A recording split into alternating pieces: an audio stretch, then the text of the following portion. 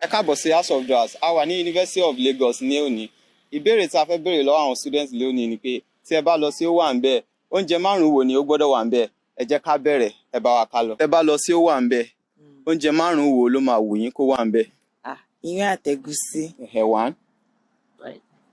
Ìrẹsì àti ọ̀fadà. Two. Ẹmu. Three.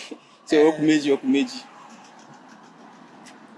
Mọ́ínmọ́ín àti jollof rice pẹ̀lú fried rice. That's okay, pẹ̀lú fried rice. Ó jẹ́ mẹ́rin. Nínú party jollof rice àti àmàlà, tẹ́ bá wà ní Owambe, èwo lẹ máa choose? Party jollof rice. Kí ló dé? Mi kì í jẹ àmàlà. Kí ló dé ẹ kí n jẹ àmàlà? Mi ò like àmàlà. Kí ló dé tẹ́ like àmàlà? Ó ti dúdú jù.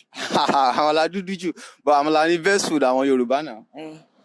So but yẹn ò kàn like ẹ̀. Tí ẹ bá lọ sí Owambe, oúnjẹ márùn-ún wo ló máa wù yín kó wà ńbẹ̀? Amala. One. Rice, that's jollof rice. Two.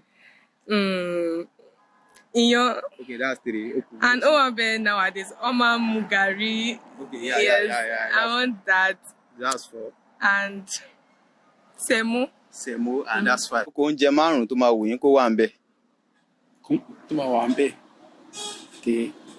Rice, semo, iyán, mọ́ínmọ́ín, Okay. and there's all this assorted meat and Assorted meat. Ẹ máa like oúnjẹ gan nìyẹn. So second question ni pé tí ẹ bá lọ sí Owambe nínú jollof rice àti àmàlà, èwo lẹ̀yin máa vote fún?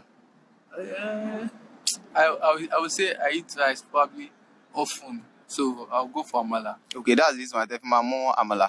Tí ẹ bá lọ sí Owambe, oúnjẹ márùn-ún wo ló máa wù yín kó wà ńbẹ̀? Okay, àmàlà. One. Rice. Two. Iyán. Three. Àsáró. Four. Ẹ̀wà àgọ̀yìn. Five. That means whether I like oúnjẹ dáadáa.